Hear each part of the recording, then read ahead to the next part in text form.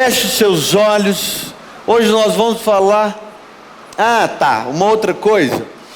Nós estamos tendo um bazar aqui no nosso prédio. E a intenção desse bazar é arrecadar fundos para que nós custeemos parte dos custos da nossa conferência. Então, nós vamos fazer a nossa conferência de 13 a 16 de abril. Eu já estou com alta expectativa. Vai ser poderoso. E tudo isso tem custo. Nós trazemos convidados, temos custos com traslado, hospedagem, alimentação e outros. Então, não perca a oportunidade de passar no bazar e adquirir e renovar o guarda-roupa. A Lawanda está dizendo que não vai perder venda nenhuma quando terminar aqui. Você pode levar a bacia lá e levar, que ela vai entregar tudo que tem, vai ser uma grande bênção. Coloca o tema da mensagem, Diogo, para nós, por gentileza. Hoje nós vamos falar sobre o privilégio de investir em pessoas. No terceiro episódio da série De Casa em Casa. Eu quero falar sobre isso, mas não antes que nós curvemos as nossas cabeças e oremos ao Senhor. Se você pode, feche seus olhos, curve a sua cabeça e diga: Senhor, fala comigo. Senhor, traduz as verdades ditas de modo natural em verdades reveladas. Atrai os nossos corações. Compartilha a tua vontade a nós. E nos encontre como bons despenseiros do Senhor. Como discípulos genuínos que ouvem a tua voz e seguem. Como rebanho do teu pastoreio. Em nome de Jesus, amém.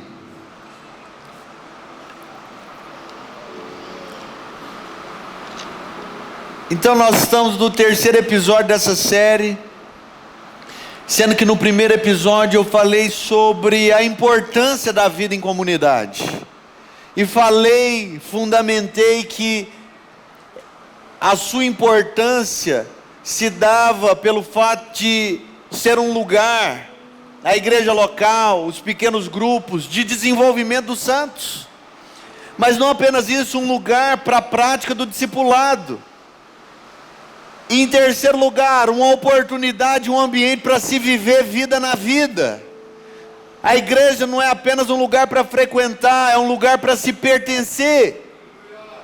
No segundo episódio, e cá entre nós, o Rafael Jesus deitou no culto passado.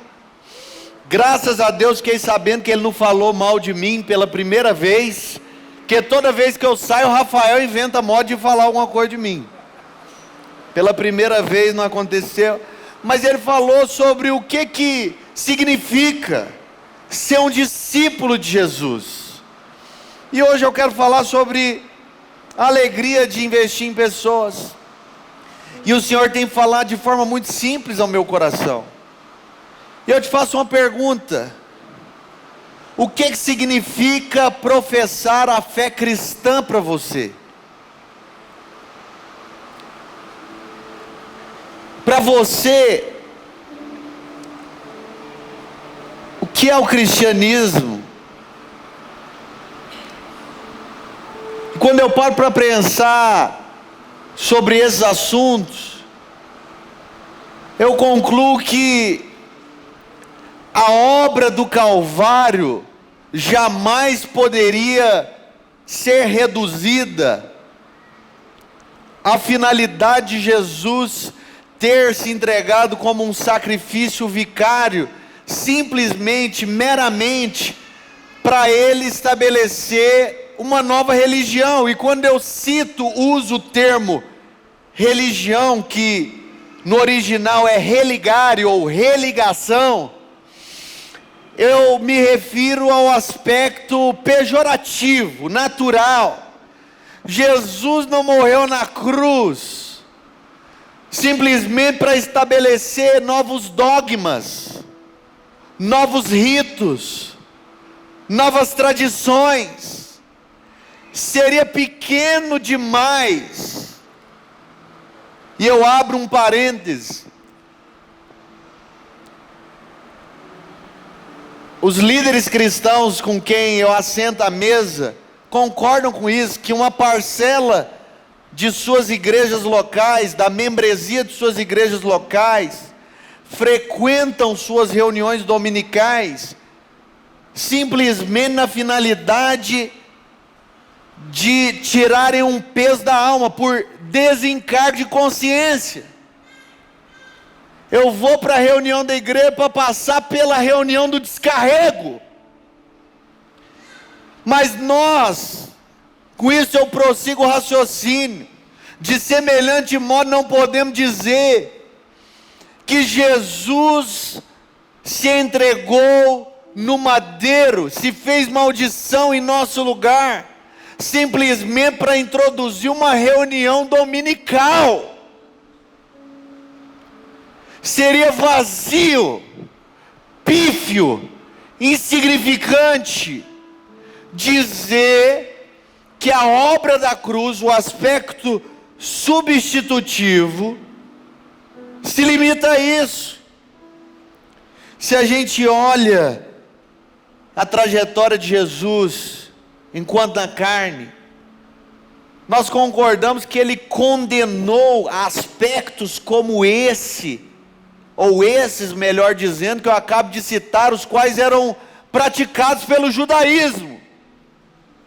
E se a gente desenvolve um pouco mais o raciocínio, nós concordamos também, de semelhante modo, que enquanto Jesus exerceu o seu ministério, ele não estava preocupado com um prédio de igreja, ele não estava preocupado com programação,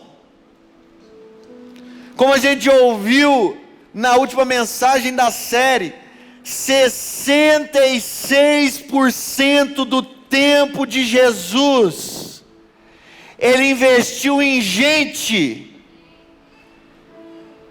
ele investiu em pessoas, ele praticou uma espécie de discipulado, o qual eu citei no primeiro episódio, intitulado de Paripatético. A igreja era edificada em um viés relacional. O texto de Marcos capítulo 16 seria melhor traduzido e se encaixaria muito bem nisso que eu estou dizendo da seguinte forma: o texto do ID, se traduzido para a nossa contemporaneidade, deveria ser dito assim: enquanto você vive a sua vida, pregue o evangelho. E estes sinais hão de acompanhar aqueles que creem. Em meu nome expelirão demônios, em meu nome curarão enfermos, em meu nome eles vão falar em outras línguas.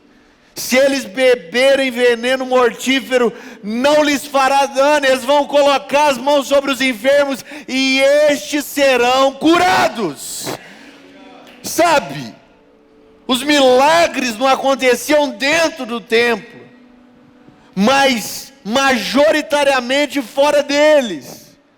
Jesus não estava falando da adesão a uma nova doutrina, ele estava falando sobre um estilo de vida.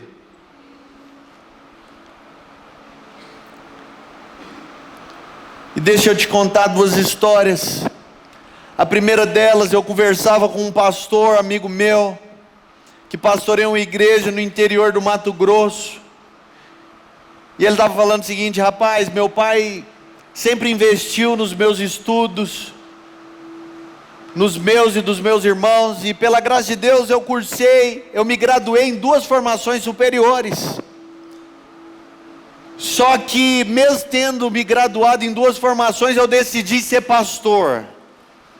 E no dia que eu tomei essa decisão e contei para o meu pai entrou em desespero, quase que em um colapso. Eu falei: mas por quê?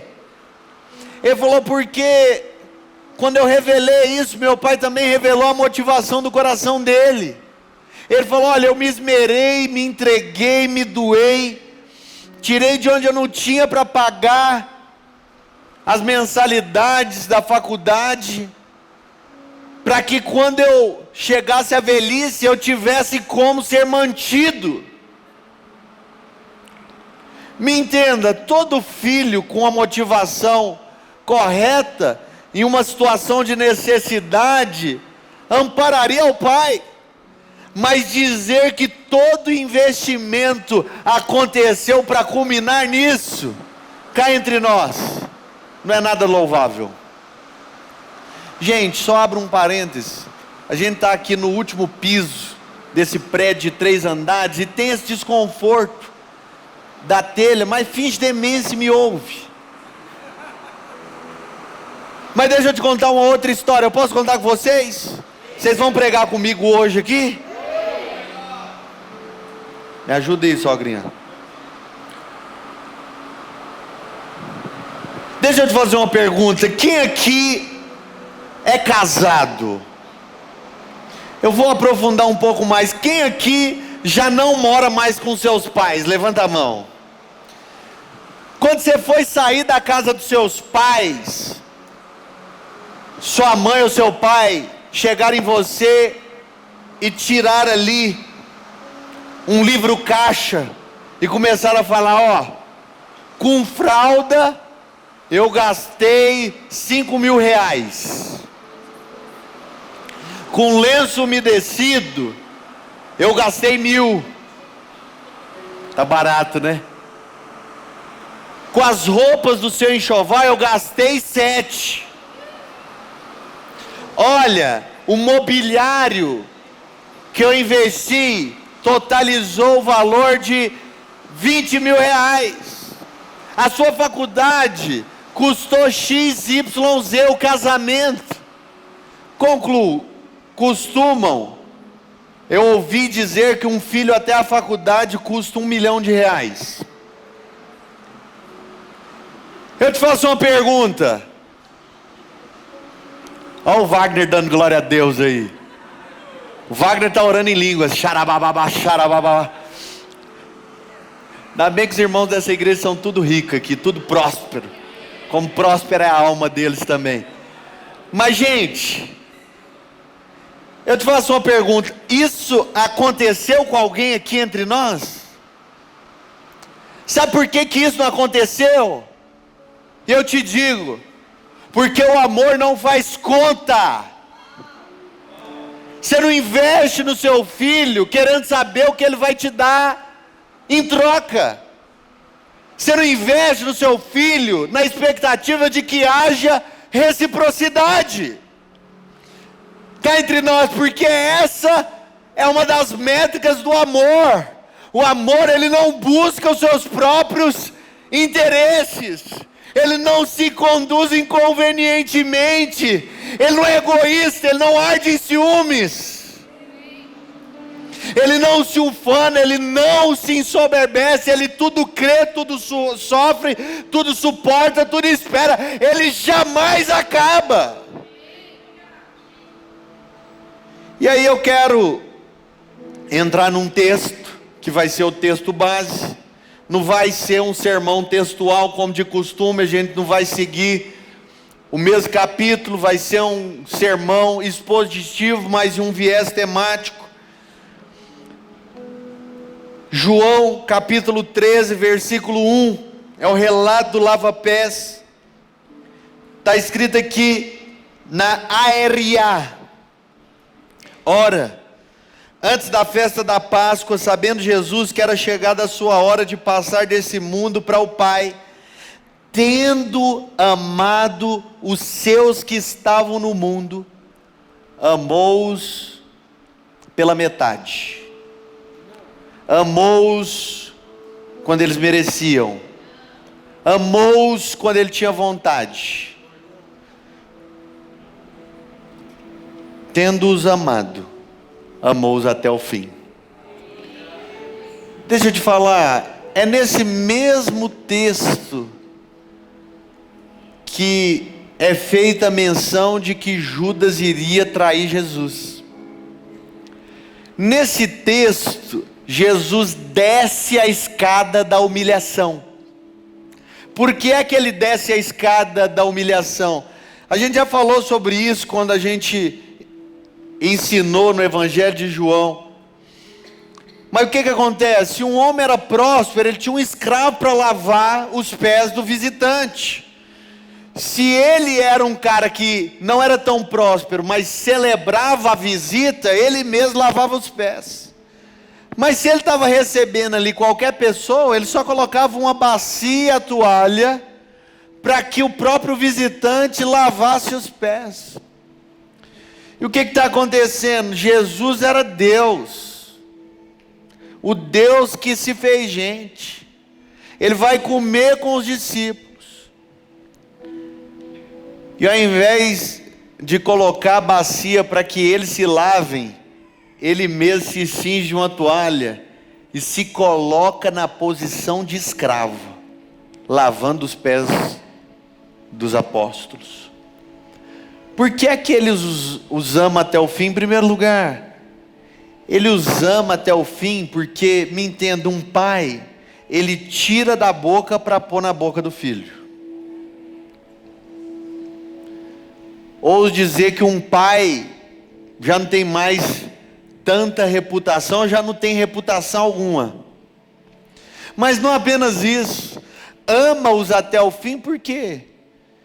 Que lavou os pés de todos, mesmo sabendo que um deles iria traí-lo, mesmo sem que tivesse havido reciprocidade. Esse texto é o ápice do esvaziamento de Jesus. E a minha pergunta, e com isso eu começo o desenvolvimento da ministração, é a seguinte: por que ele fez isso? O que estava no coração de Jesus e aonde ele pretendia chegar com tudo isso? E o primeiro exemplo de investimento, de amor que é externado, o qual eu gostaria de citar, é o investimento realizado, que a gente está falando sobre o privilégio de investir em pessoas. É o investimento realizado no endemoniado gadareno. Em Marcos 5, do 1 ao 4, diz assim: entre mentes, chegaram a outra margem do mar, a terra dos Gerazenos. Ao desembarcar, logo veio dos sepulcros ao seu encontro, presta atenção, um homem possesso de espírito imundo, o qual vivia nos sepulcros, e nem mesmo com cadeias alguém podia prendê-lo, porque tendo sido muitas vezes preso com grilhões e cadeias, as cadeias foram quebradas, e os grilhões despedaçados, e ninguém podia subjugá-lo. Andava sempre de noite e de dia, clamando por entre os sepulcros e pelos montes, ferindo-se com pedras. Quando de longe viu Jesus, correu e o adorou, exclamando com alta voz: que tenho eu contigo, Jesus, Filho do Deus Altíssimo? Conjuro-te por Deus que não me atormentes. Porque Jesus lhe dissera: espírito imundo, sai desse homem. E perguntou-lhe: qual é o teu nome? Respondeu ele: Legião é o meu nome, porque somos muitos. E rogou-lhe encarecidamente que não os mandasse para fora do país. Ora, pastava ali pelo monte uma grande manada de porcos, e os espíritos imundos rogavam a Jesus dizendo: manda-nos para os porcos, para que entremos neles. Jesus o permitiu. Então, saindo os espíritos imundos, entraram nos porcos, e a manada, que era de cerca de 2.000, precipitou-se despenhadeira abaixo para dentro do mar, onde se afogaram. Os porqueiros fugiram e o anunciaram na cidade e pelos campos. Jesus está em Genezaré, região que fica cercada pelos montes de Golã. Ele vem navegando pelo mar da Galileia, que é considerado o maior recipiente de água doce do Oriente, tendo 21 quilômetros de extensão e 14 quilômetros de largura. Ele passa por um mar revoltado. Os discípulos ficam aterrados, mortos de medo. E eu te faço uma pergunta: por qual motivo Jesus deu essa pernada toda, passou por todo esse perrengue, para encontrar um endemoniado? para encontrar um cara que habitava em sepulcros, era preso por correntes e se cortava com pedras. Ele passa por essa tribulação toda por causa desse indivíduo. Gente, o cara estava possesso de uma legião de demônios. Uma legião era um destacamento romano composto por 6.000 soldados.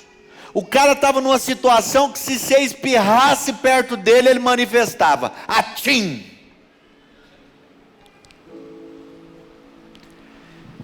E aquele endemoniado faz 3 perguntas. A primeira delas, na verdade 3 pedidos. O primeiro deles: não nos atormentes antes da hora. Por que eles fazem essa pergunta? Porque aqui a gente vê algo. Os demônios têm poder destrutivo sobre a vida das pessoas. Esse texto de João 10 não se refere ao diabo, mas se refere aos falsos ensinos e aos mestres da lei. Mas de semelhante modo a estes, o diabo ele tem roubado, matado e destruído a vida das pessoas. Ele tem poder destrutivo. Mas o segundo pedido que os endemoniados, ou o endemoniado e os demônios fazem é: não nos mande para fora do país. Vamos ser honestos, embora os demônios tenham um poder destrutivo, maior é o Espírito de Deus que está em nós do que aquele que está no mundo. Jesus tem poder para realizar milagres.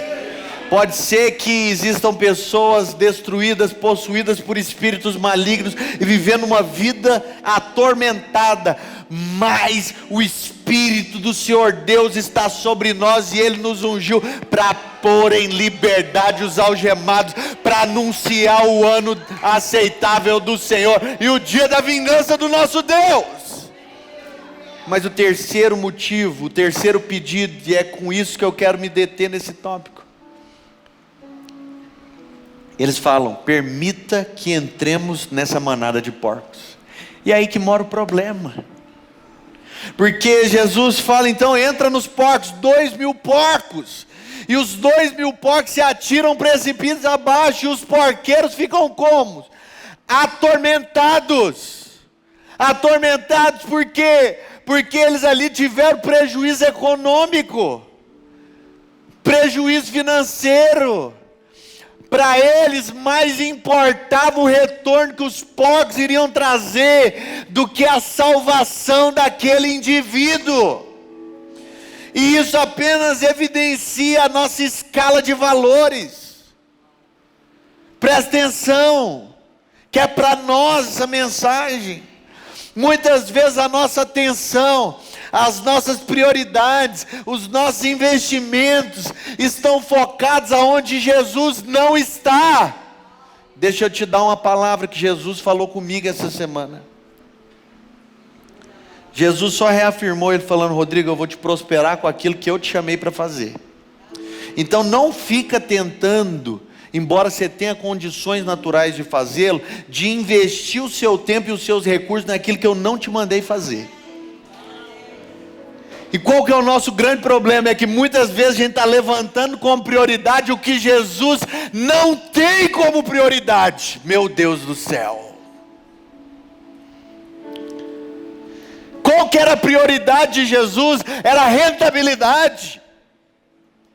Era o que aqueles indivíduos que não professavam o judaísmo iriam contribuir na entrega financeira na sinagoga. Não! A preocupação de Jesus era com aquele cara endemoniado, que habitava nos sepulcros, era preso por correntes e se cortava com pedras. Jesus atravessou e passou por esse perrengue todo por causa desse indivíduo.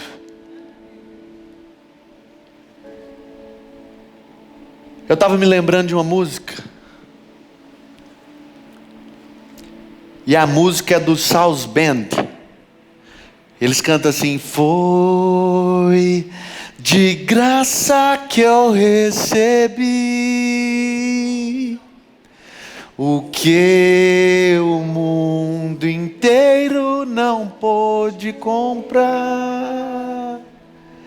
E de tanto eu buscar ser aceito por ti, surpreende o teu amor que sempre me cercou, e por toda essa graça me ensinou a acreditar que não sou mais eu quem vivo, e é você que vive em mim.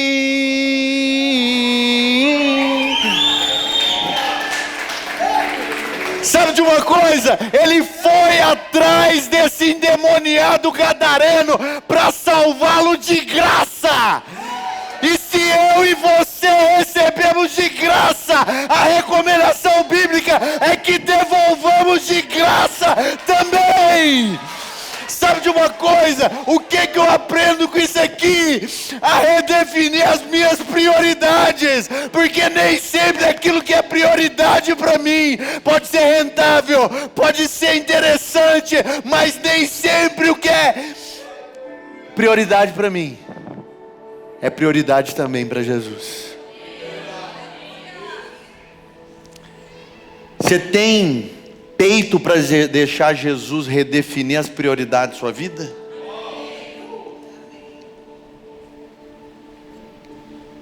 Mas em segundo lugar,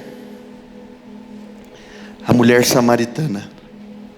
Eu não vou ler o texto porque vai me tomar mais tempo, mas o que acontece? Capítulo 4 de João está contido o relato da mulher samaritana.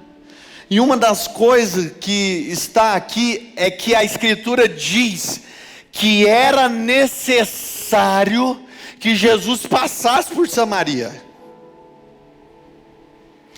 Eu não sei se, como eu, alguns homens têm esse costume. Tá certo que eu sou uma pessoa peculiar, que eu gosto de conversar demais. Eu falo para Jordana: Jordana, hoje a gente precisa chegar um pouco mais cedo. Eu tenho que chegar mais cedo. Mas a verdade é que eu chego mais cedo só para ver se está tudo certo, está tudo ok. A verdade é que eu não teria. Não era isso que Jesus estava fazendo. Eu vou contar um exemplo. Há alguns dias, anos atrás, a gente foi fazer uma viagem para São Paulo. E eu estava com os recém-casados, o pastor Gabriel e a Natália Neri. Você se lembra? E a gente estava embarcando. E o que acontece? O Gabriel tinha colocado nos bilhetes o nome de casado. O nome de casado na Nath. Só que qual que é o X da questão? Ele não tinha atualizado os documentos e nem estava com a certidão de casamento. Por causa disso ele não pôde embarcar. O que a comissária falou? Para que você embarque é necessário que você busque a sua certidão de casamento. Jesus não estava inventando moda quando ele passou por Samaria. Ele chegou lá, sabe por quê? Porque ele queria reconciliar consigo todos os povos.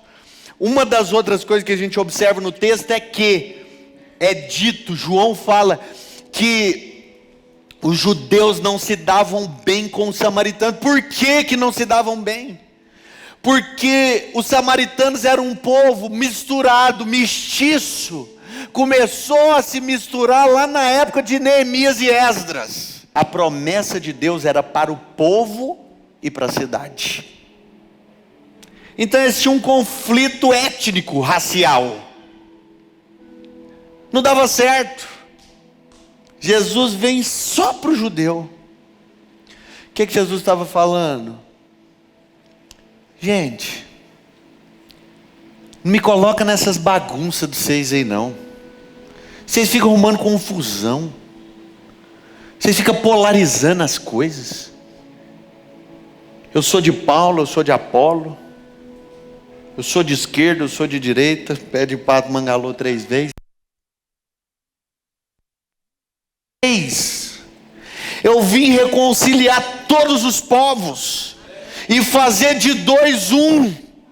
e pôr neles um novo coração. Ele vai nessa finalidade. Mas uma outra coisa que acontece aqui é que essa mulher vai pegar água mais ou menos meio-dia, com o sol a pino. E por que ela vai? Jesus tem uma palavra de conhecimento, e ele fala: no frigir dos ovos, esse daí é o seu sexto marido. E o seu sexto marido, o número 6 é o número do homem, ele não tem poder para saciar só sede. Você pode tentar de todas as formas, e você não vai ser satisfeito. Mas eu vim para ser o seu sétimo marido. Eu vim te dar uma água que, se você dela beber, você nunca mais terá sede. Pelo contrário, você vai ser uma fonte para jorrar na vida eterna. O que acontece? Flávio José fala que aquela mulher vem com mais de 3.000 pessoas para ouvirem a Jesus. Mas vou fazer uma citação que é o que eu aprendo com esse texto. João 4,31. Nesse ínterim, os discípulos lhe rogaram dizendo: mestre, come. Mas ele lhes respondeu: uma comida eu tenho para comer que vocês ainda não conhecem. Eles se questionaram perguntando: porventura ter-lhe-ia trazido o que comer? Jesus, conhecendo o pensamento deles, responde: a minha comida consiste em fazer a vontade daquele que me enviou e realizar a sua obra. Vocês olham para esses campos, nós estamos aqui em meados de abril ou maio, e vocês falam para mim que ainda faltam 4 meses para a colheita. Eu, porém, vos digo: erguei os olhos e vede, porque os campos já branquejam para a ceifa. Pega aqui comigo. Jesus fala que ele tinha uma comida para comer. Eu já ensinei sobre isso. A comida, ela nos fala de um objeto de necessidade. Eu como para atender os meus instintos de sobrevivência, para atender aos meus instintos, às minhas demandas. Mas em segundo lugar, eu não como só por instinto ou necessidade. Eu como também por prazer. Eu como para me saborear. Saindo do culto, em nome de Jesus, vou comer uma comida maravilhosa. Sabe de uma coisa? Eu te pergunto: como está o seu prazer no Senhor? Porque a Escritura funciona de forma paradoxal. Naturalmente falando, quanto mais eu como, mais saciado eu me torno. Mas espiritualmente falando, quanto mais eu como, mais fome é produzida em mim. Como anda o seu apetite? No Salmo 1, o salmista diz: bem-aventurado o homem que não anda segundo o conselho dos ímpios, nem se detém no caminho dos pecadores, nem se assenta na roda dos escarnecedores. Antes, o seu prazer está na lei do Senhor, e na sua lei medita dia e noite. Deixa eu te dizer uma coisa: qual que é a consequência daquele que medita dia e noite? Ele será como árvore plantada junto a ribeiros de águas, cujas folhagens não secam e nem murcham, mas tudo quanto ele faz prosperará. Deixa eu te fazer uma pergunta: os frutos na sua vida têm acontecido? Os frutos do casamento, nas finanças, no ministério. Qual que é a consequência quando eu e você estamos sendo regados pelo Senhor? Como essa árvore viçosa, plantada a ribeiros de água, ela produz muito fruto. Eu sei que às vezes a gente fica falando: vamos fazer uma campanha para evangelizar, vamos fazer um projeto para discipular. Mas sabe de uma coisa? Os projetos têm o seu lugar, mas melhor que tudo isso é que nós assumamos a responsabilidade e estejamos plantados no Senhor, nutridos por Ele. Eu entro no terceiro ponto. Eu vou saltar um e vou entrar nesse, porque não vai dar tempo. E eu vou chamar o time de adoração, porque eu vou terminar no horário. Esse ano eu não vou ficar terminando palavra atrasado, não. O Otávio pode vir com o time de adoração. Eu vou engolir um tópico aqui, depois eu mando esboço para vocês. Manda no WhatsApp. Se vocês quiserem me ouvir aí, paga um café que eu prego a mensagem inteira aí, ó.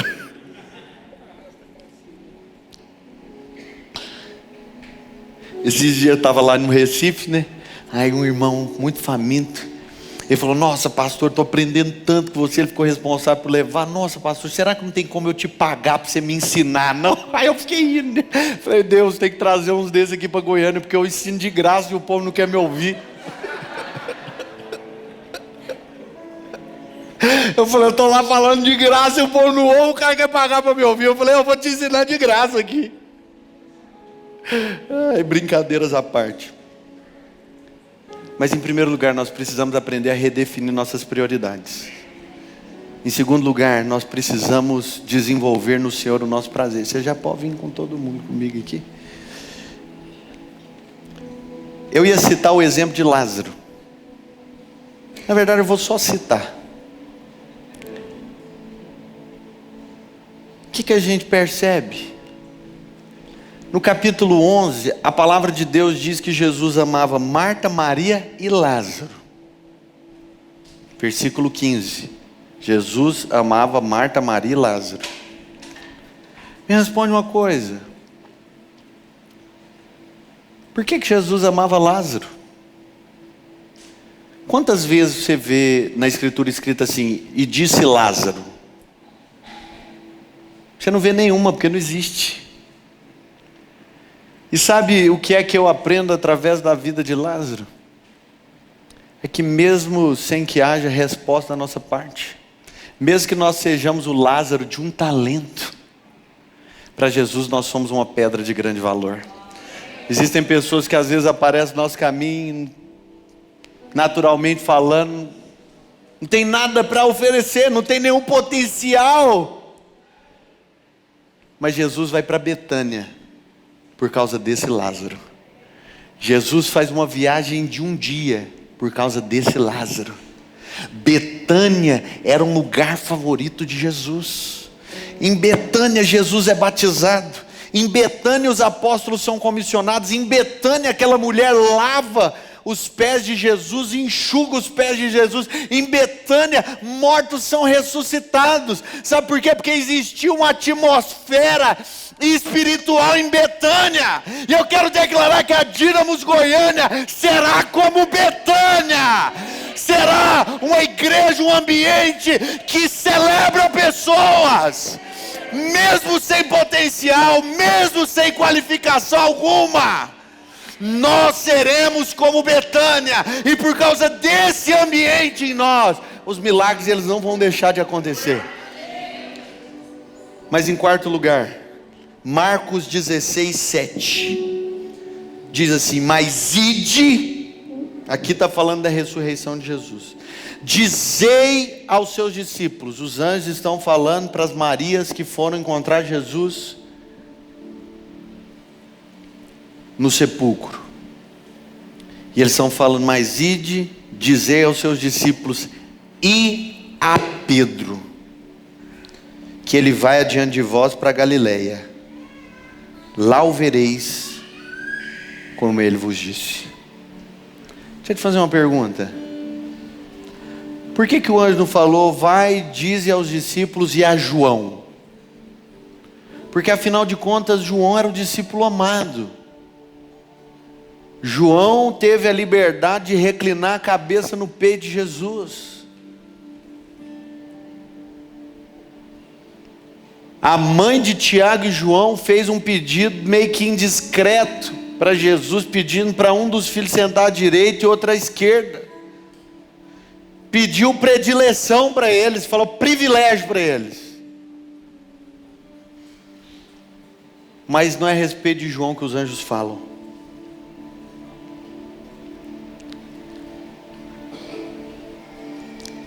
Deixa eu fazer uma retrospectiva da história de Pedro. No capítulo 4, versículo 19, Jesus vira para Pedro e fala: segue-me, e eu te farei pescador de homens. Estava Pedro e André tirando as redes, e Tiago e João consertando as redes. E Jesus os chama. Eles tinham sido reprovados na formação para se tornarem rabinos, mas mesmo não tendo cursado a formação comum, para que se tornassem rabinos, Jesus os chama para o seu discipulado. Vocês não serviram para os homens, vocês servem para mim. Pode vir, eu vou fazer vocês pescadores de homens. Lucas capítulo 5, o que acontece? Pedro era pescador experiente. O que tinha acontecido? Ele tinha passado a noite inteira pescando e não havia pegado nada.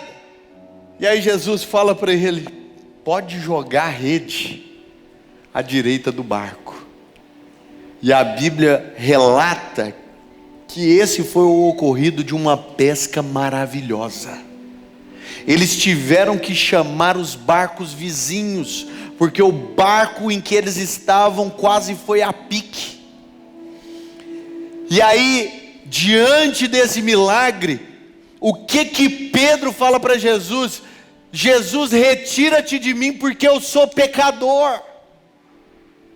E aí Jesus vira para Pedro e fala: não diga que você é pecador, doravante, de hoje em diante, reafirmando, você será pescador de homens. No capítulo 16 acontece algo muito interessante, porque a fama de Jesus havia corrido por toda Jerusalém, e Jesus então decide fazer uma prova, um questionário para os discípulos. Primeira pergunta: quem o povo está falando que eu sou? Eles respondem: uns dizem que o Senhor é Elias, porque faz cair fogo do céu, é prodigioso, faz milagres. Outros falam que o Senhor é Jeremias ou algum dos profetas. Por quê? Porque o Senhor se compadece das multidões. Ok, muito bom, aprovados. Segunda pergunta: e vocês? Quem vocês dizem que eu sou? Levantando-se Simão Pedro, exclama: tu és o Cristo, o Filho do Deus vivo.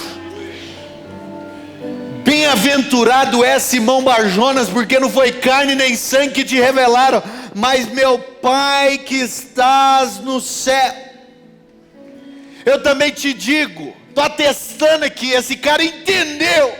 Se com a sua boca você confessar, e em seu coração você crer que Cristo morreu, que Ele morreria, e Ele seria ressuscitado dentre os mortos, você seria salvo. Ele estava ali recebendo a salvação de Deus. Você é pedra de edificação, e sobre essa pedra, sobre essa revelação, as portas do inferno não podem prevalecer. Sabe o que acontece? Quando Jesus é levado preso, antes que o galo cantasse, Pedro nega 3 vezes. O que toma o coração de Pedro? A culpa, a condenação, a angústia. De quê? De ter fracassado, de ter negado a Jesus. O que Pedro volta a fazer? Em João capítulo 21, o que acontece? Pedro está pescando de novo. Qual que é o grande problema? E por qual motivo a ênfase? Chamai os discípulos e a Pedro. Porque aquele Pedro, que havia sido comissionado para ser pescador de homens, que havia confessado Jesus como Senhor, ele havia abandonado a pescaria de homens e voltado a pescar peixe. Existem alguns doutrinadores que concordam comigo, que muito provavelmente Pedro havia naufragado na fé. Pedro havia se desviado. Quando Jesus ressuscita dentre os mortos, Pedro está afastado do seu propósito. Eu acredito, e o motivo de eu estar falando sobre isso é que eu acredito que não poucos, mas muitos de nós talvez nos encontramos na mesma posição. As nossas prioridades já não são mais as mesmas. A consequência, o motivo Infelizmente, deixamos de nos alimentar, de ter o Senhor como o nosso prazer. Isso inevitavelmente influenciou a atmosfera, seja do nosso coração, seja do todo. Mas eu acredito que assim como Pedro, Jesus está chamando pessoas de volta. Está falando, pode sair da água, pode vir para cá. Sabe o que é interessante? Deixa eu ler essa porção com vocês. Aquele discípulo a quem Jesus amava disse a Pedro: Pedro, é o Senhor. Simão Pedro, ouvindo que era o Senhor, cingiu-se com sua veste, porque se havia despido, e lançou-se ao mar. Mas os outros discípulos vieram no barquinho puxando a rede com os peixes, porque não estavam distantes da terra, senão quase 200 côvados. Preste atenção. Ao saltarem em terra, viram ali umas brasas, e em cima peixes, e também havia pão. As brasas são originárias do fogo. Uma das características dos elementos que são associados ao Espírito Santo é que ele é fogo. O autor de Hebreus, ele diz: aos teus anjos ele faz vento, mas aos seus ministros labaredas de fogo. Deixa eu te dizer uma coisa, pode ser que você esteja apático, pode ser que você esteja abatido, pode ser que seu coração estava indiferente, pode ser que as suas prioridades eram outras, mas eu quero te dizer que o poder do Espírito Santo, ele se manifesta quando eu e você nos sentamos para receber de Jesus. Existe poder de Deus para te restaurar, existe a unção de Deus para te levantar, existe a capacitação do Espírito Santo para te fortalecer. Mas em segundo lugar, existiam também peixes.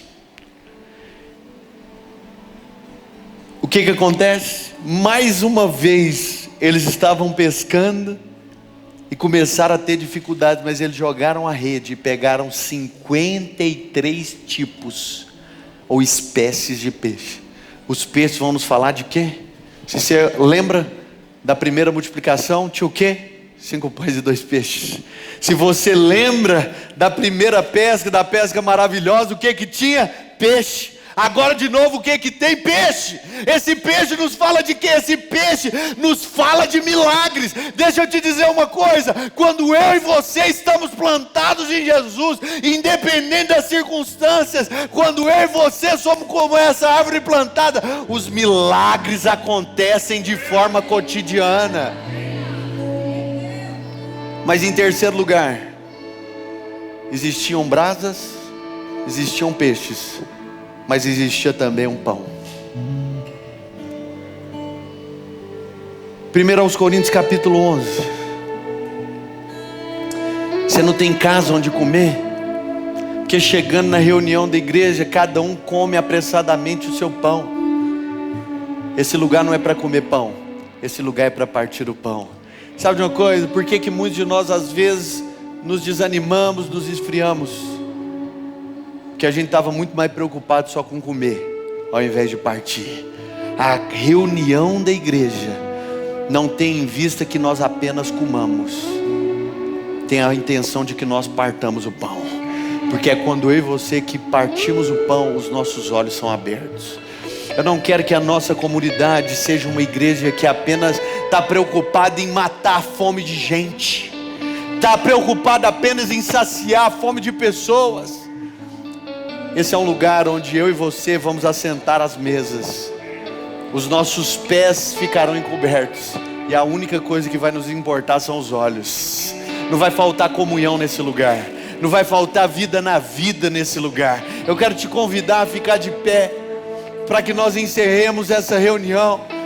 E o que eu sinto no meu espírito, a partir do momento que nós começamos essa série, era que Deus queria fazer um reboliço na vida de pessoas. Deus queria nos tirar do comodismo, da zona de conforto, que o Senhor queria reajustar as nossas prioridades. Eu acredito que Jesus está falando para alguns, igual falou para Pedro: chama os discípulos e a Pedro, dizendo mais ou menos assim: para de fazer o que você está fazendo. Se desprenda daquilo que não é prioridade para mim e abrace aquilo que é prioridade para mim. Deixa eu te dizer algo, com isso eu encerro. Marcos capítulo 10, a partir do versículo 29. Jesus está falando: olha, vai ser grande a recompensa daqueles que me seguirem, daqueles que me responderem. E aí Pedro fala: Senhor, o que será de nós? Porque nós não deixamos apenas alguma coisa, nós deixamos tudo para te seguir. E Jesus vira para Pedro e fala: qualquer um que tiver deixado pais, mães, filhos e esposas, e tiverem deixado as suas próprias casas por amor de mim e do Evangelho, não deixará de receber o cêntuplo, não só no presente, mas também no porvir. Eu quero declarar restauração sobre os corações nessa noite. Feche seus olhos. Eu quero declarar restauração nos corações. Eu quero declarar que assim como o Senhor chamou a Pedro naquela ocasião, o Senhor está chamando a nós nessa noite. E eu sinto que o Espírito está nos dizendo: não vai faltar poder do Espírito Santo, não faltarão as brasas acendendo, incendiando o seu coração, não vão faltar também milagres, não vão faltar prodígios, não vão faltar maravilhas, mas também não vai faltar uma mesa onde o pão seja partido e os olhos sejam abertos. Se você pode, para que nós encerremos, erga suas mãos em sinal de rendição e adore a Deus.